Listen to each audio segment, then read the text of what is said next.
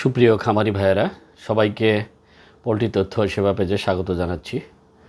সম্মানিত খামারি ভাইয়েরা, আপনাদের জন্য খুব ছোট্ট একটু পরামর্শ। সেটি হচ্ছে আপনারা কখনোই ব্রুডিং পিরিয়ডে অ্যান্টিবায়োটিক ইউজ করবেন না। কারণ ব্রুডিং পিরিয়ডে আপনাদের অনেকেরই ধারণা হয়ে গেছে যে অ্যান্টিবায়োটিক ইউজ না করলে মনে হয় যে কুসুম শুকাবে না। এটি একটি ভুল ধারণা।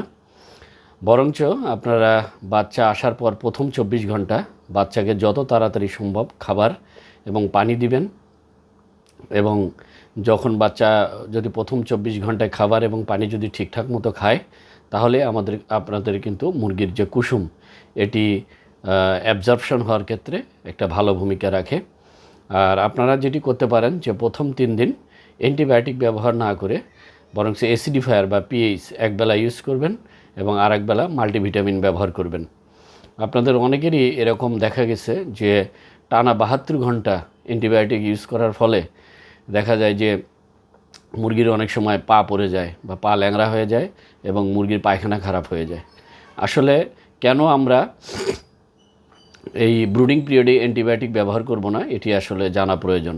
সেটি হচ্ছে যে বাচ্চা হ্যাচিংয়ের পরে তার যে খাদ্যনালী, এই খাদ্যনালীতে কিছু উপকারী ব্যাকটেরিয়া জন্মগ্রহণ করে। তো যখন আমরা অ্যান্টিবায়োটিক ব্যবহার করব, তখন কিন্তু অ্যান্টিবায়োটিক উপকারী বা অপকারী ব্যাকটেরিয়া কিন্তু চেনে না, সে সমস্ত ব্যাকটেরিয়াকেই মেরে ফেলে। যার ফলে তার খাদ্যনালীতে যে উপকারী ব্যাকটেরিয়া থাকার কথা ছিল, যেটি তার খাদ্য হজমে বা শোষণে সহযোগিতা করত, সেটি কিন্তু আর জন্মাতে পারে না, কারণ অ্যান্টিবায়োটিক এই উপকারী ব্যাকটেরিয়াগুলোকেও মেরে ফেলে। সুতরাং আমরা কখনোই ব্রুডিংয়ে অ্যান্টিবায়োটিক ব্যবহার করব না। সবাইকে ধন্যবাদ। এ ধরনের ছোট ছোট টিপস পেতে আমাদের পেজের সাথেই থাকুন। ধন্যবাদ।